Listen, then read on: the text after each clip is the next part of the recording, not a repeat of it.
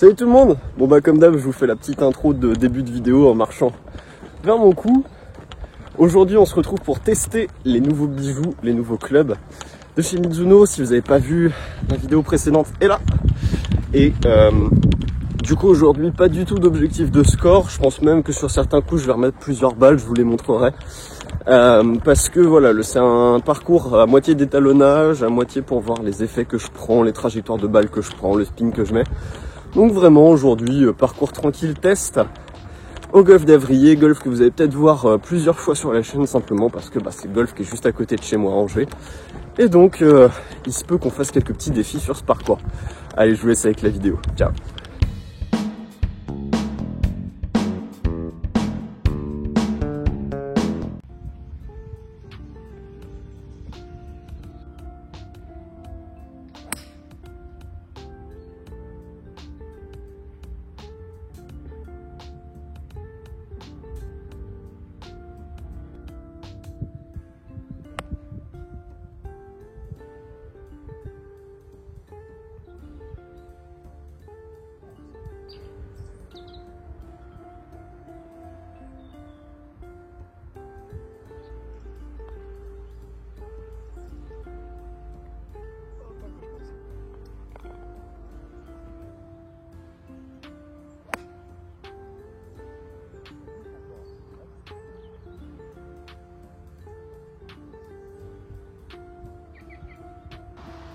Ok, 43 mètres au drapeau, on va prendre un 54 degrés et on va la faire tomber entrée de green et elle va rouler après.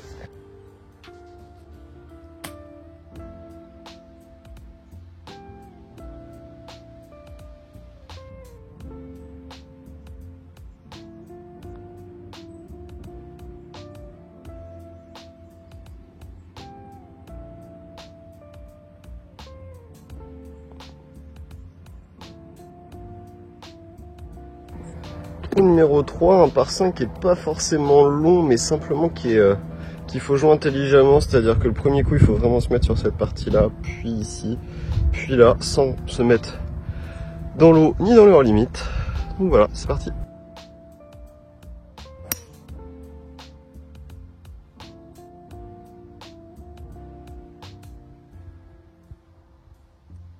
Et désolé pour le ray de lumière, c'est que la caméra du téléphone est pétée. Bon alors comment jouer ce genre de shot? Là à droite c'est de l'eau, à gauche c'est du hors limite. Déjà si vous pensez comme ça vous êtes foutu. Le seul moyen de réussir ce genre de shot sans se prendre la tête, c'est vraiment de limiter le champ de jeu à un truc qui vous intéresse. Moi en l'occurrence j'ai repéré un arbre là tout au fond qui m'intéresse bien. Je sais que je vais jouer là-dessus. La seule chose qui existe dans mon shot c'est vraiment cet arbre là-bas quoi.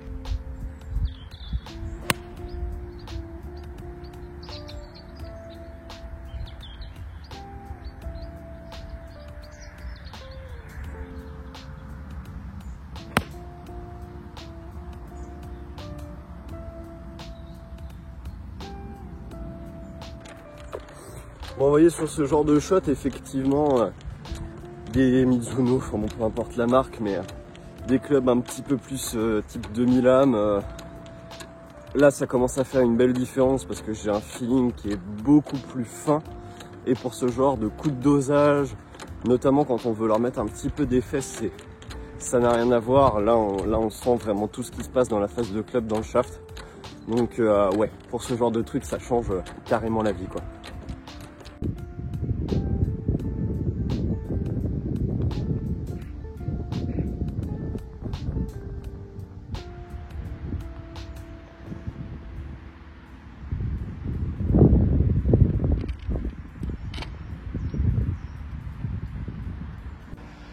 Le 4, celui par 3 des blancs, des jaunes, c'est un par 3 qui n'a pas de grande difficulté, mais des blancs, 186 mètres quand même, bordé d'un hors limite tout du long à gauche, avec un bac bien accueillant duquel il n'est pas aisé de sortir devant. Donc pour moi c'est plutôt un fer 3, après là on a légèrement vent dans le dos, je vais peut-être le tenter fer 5, voir ce que ça donne.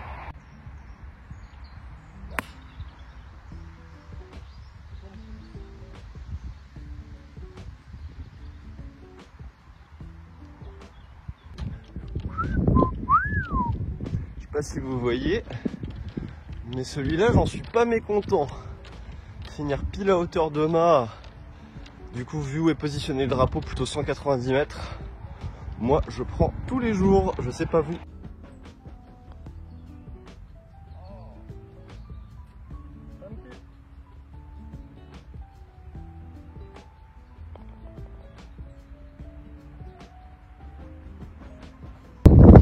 Numéro 5, par 4 qui n'a pas de grande difficulté, si ce n'est qu'au drive on a vraiment cette forêt là qui est en jeu.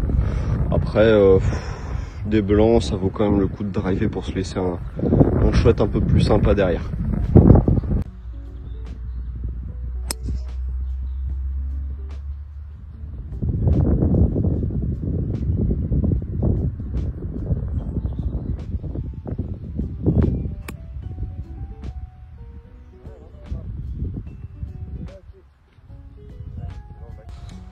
Vous voyez là, erreur de conception du coup. Le coup est exécuté plutôt comme je voudrais, hein. C'est une balle qui part en ligne, je fais un finish qui me convient bien. Mais en revanche, je dis sensiblement le même coup qu'au 3, oui, sauf qu'au 3 j'ai 107 mètres vent dans le dos et là j'ai 105 mètres vent contre. Alors en plus avec une rafale qui se lève quand j'ai joué, ça c'est pas de chance.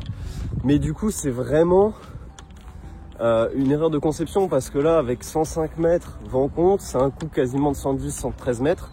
Le plein coup avec ce pitch là, c'est 113 mètres. Donc la réalité c'était que je pouvais mettre un plein shot et que au pire j'aurais été 4 mètres long du mât et il y avait de la place sur le green. Donc là voilà, erreur de conception du coup, c'est pas très grave, on a une petite sortie de bac à venir. Ça va faire un petit entraînement sortie de bac.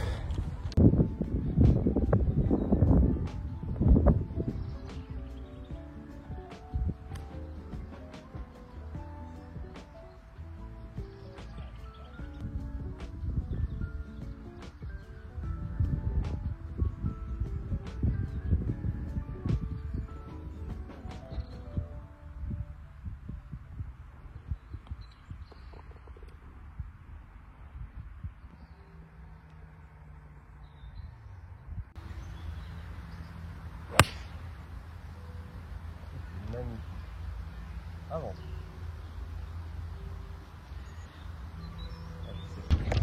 Bon bah voilà, hein, l'étalonnage du fer 7 à 150 mètres, ça me paraît très bien. Moi je prends en tout cas, hein, la balle là elle est sur la frange. Je pense que je vais la chipper pour le plaisir. En réalité je vous conseillerais de la péter quand même.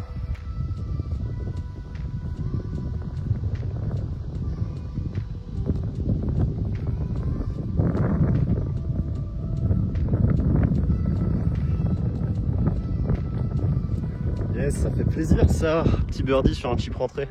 Trou numéro 7 qui est sur le papier le plus facile. Honnêtement je trouve pas que ce soit le plus facile. Il est court donc en fait on peut, si on est sage, se permettre de mettre un fer dans cette direction là, et si on est un peu plus con, de faire une espèce de fade dans ce sens là, sachant qu'en étant trop long ici on est vraiment gêné. On le voit pas bien mais en fait il y a un sapin qui est tout au fond, celui qui est plein milieu de votre écran, et si on est là-dessus on est vraiment gêné.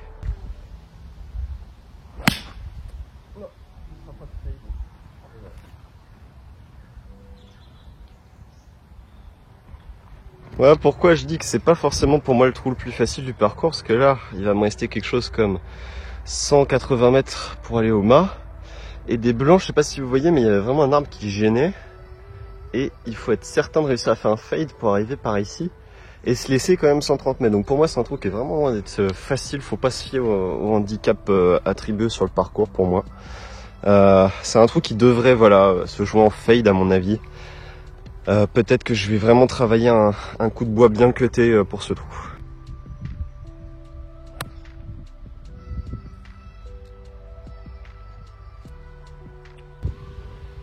Alors on a 50, je vais essayer de mettre un peu mieux, 59 mètres au mât, petit coup de 58-80% à peu près.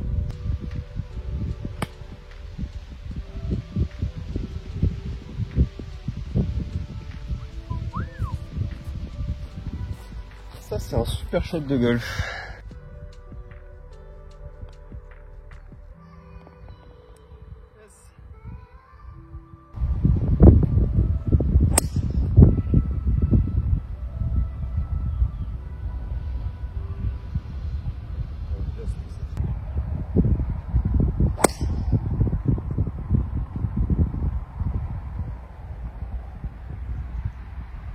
un bon drive.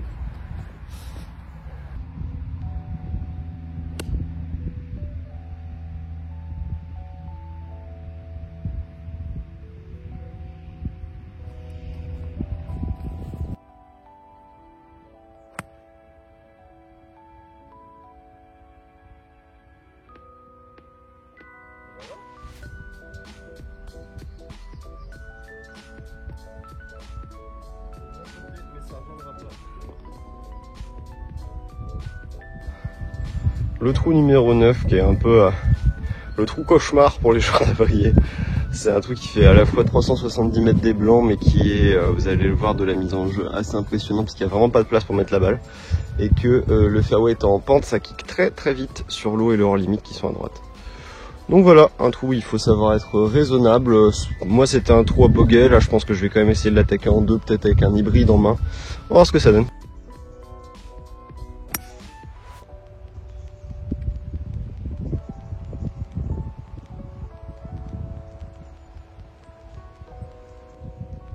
« 165 mètres faire 6.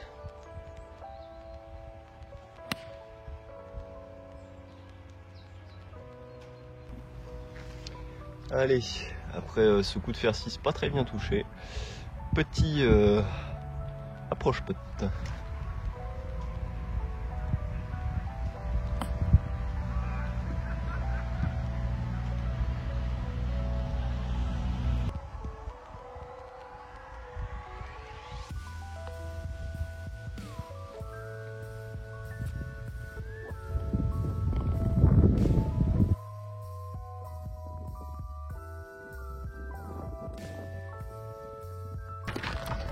Voilà le passage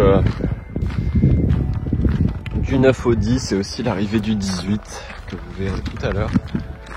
Le 10 et le 18 qui est ici avec le château de la Perrière. Voilà, si vous voulez regarder près d'Angers, c'est très joli et évidemment il y a le restaurant dedans.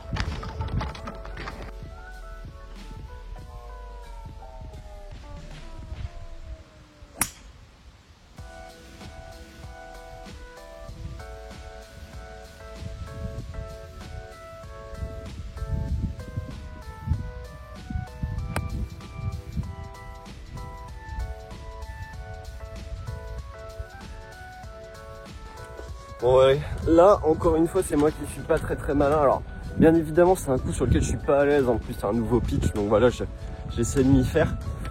Mais là il y avait un vent qui était quand même gauche-droite, même si moi je le sentais de face, le drapeau m'indiquait que c'était quand même gauche-droite. Donc effectivement ma balle s'est fait pousser dans l'eau, je pense qu'elle est restée parce qu'il y a un petit peu de rough là, mais c'est doublement pas intelligent. De 1 parce que je m'impose un coup que j'aime pas faire, et de 2 parce qu'à gauche il y a de la place. Il n'y a pas besoin, avec un vent qui pousse vers l'obstacle d'eau, d'aller chercher le mât qui est du côté de l'obstacle d'eau. Donc voilà la erreur stratégique qui aurait été évitable. Peut-être un petit peu en confiance parce que je joue pas trop mal depuis le début de la partie, même si c'est un coup que j'ai pas encore trop réussi, donc j'insiste un peu aussi.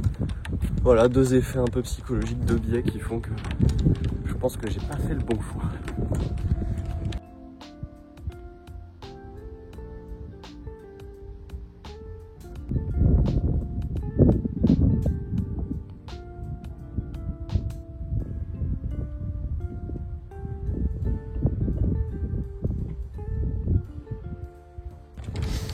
Bon voilà, quand je vous dis de penser dans toutes les vidéos, dans toutes les séries, peu importe l'index, je vous dis penser depuis le green.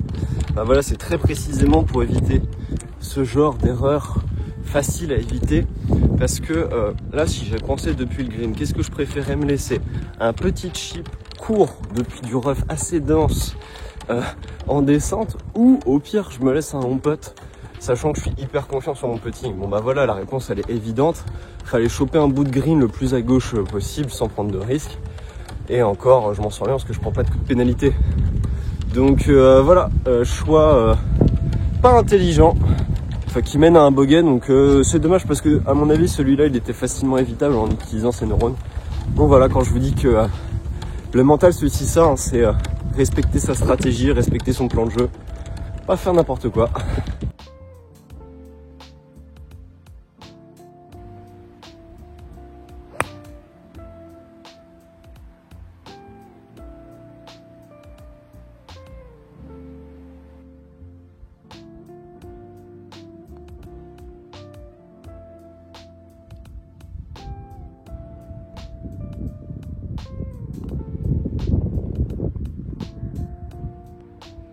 Voilà, un solide par 4 de 400 mètres des blancs, vous allez voir avec une mise en jeu qui est assez impressionnante.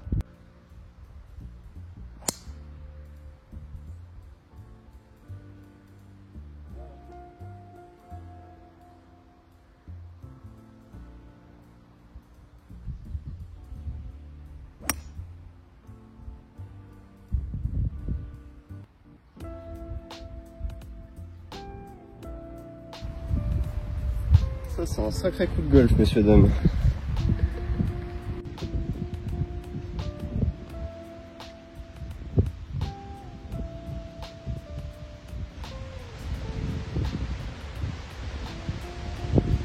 Ok, donc là le but c'est juste de passer au-dessus du bac que vous voyez au milieu du fairway qui est à 190 mètres, donc je vais le flyer avec un bois 5 et après le but c'est de s'arrêter avant l'espèce de grosse montée parce que si on est dedans c'est très gênant pour jouer, donc c'est pour ça que je n'arrive pas, là je suis bois 5.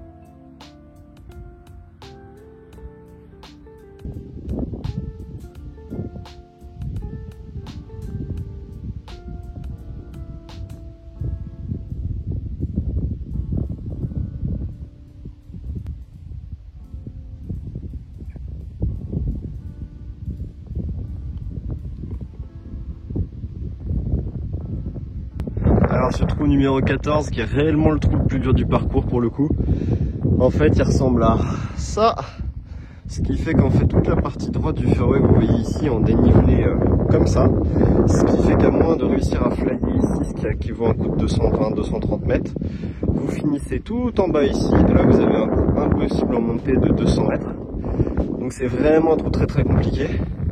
On va voir ce que ça donne.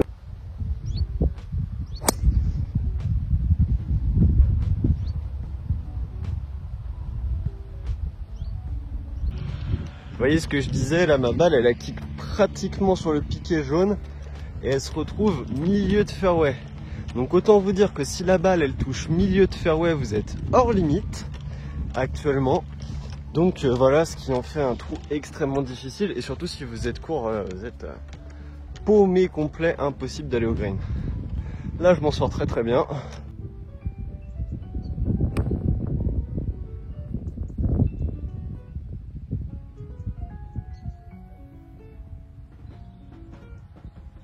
Bon là j'ai vraiment un lie atroce, du coup je vais essayer de la pincer avec un 58 et puis on va prier pour qu'elle s'arrête.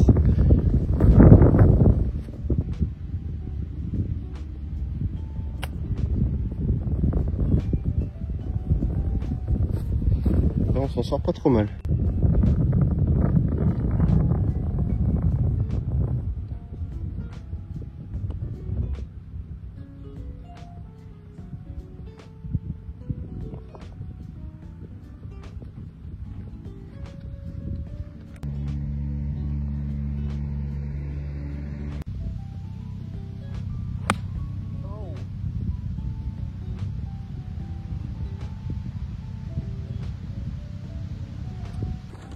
Bon, je regardais la vidéo, je sais pas si c'était que j'étais mal aligné ou que j'ai juste fait un gros push, en tout cas c'est un coup raté.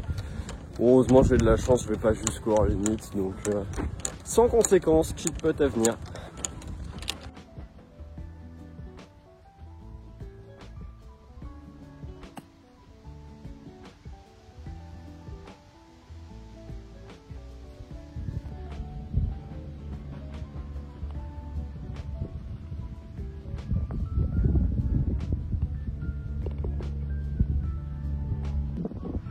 Le 16 par 5 pas évident, il y a deux grandes familles de stratégies.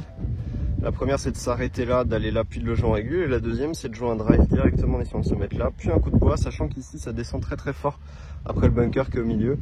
Donc un coup de bois peut y aller assez facilement au deuxième coup.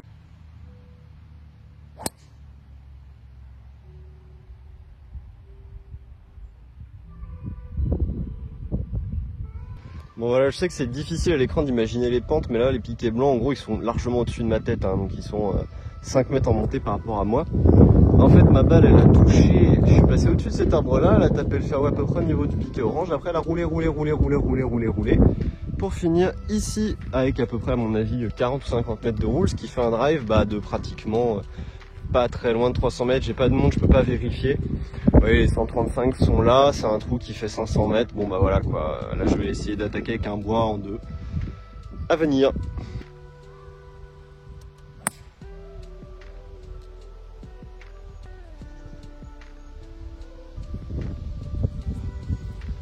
Pas exactement où est le drapeau, mais ça...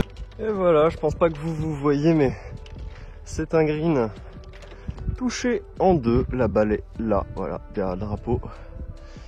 Elle est partie très basse en draw, ce qui m'a permis du coup de la faire revenir, et bien évidemment elle a roulé énormément.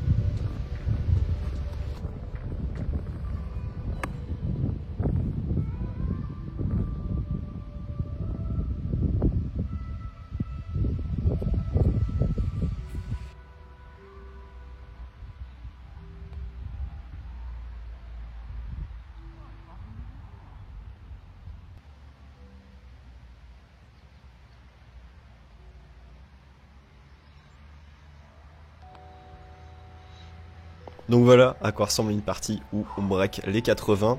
Je sais pas si vous vous êtes rendu compte, mais c'est pas très impressionnant, c'est-à-dire que je rate quand même beaucoup de putts par rapport à ce que je fais d'habitude, et je mets quand même une balle hors limite où je prends un double bogey.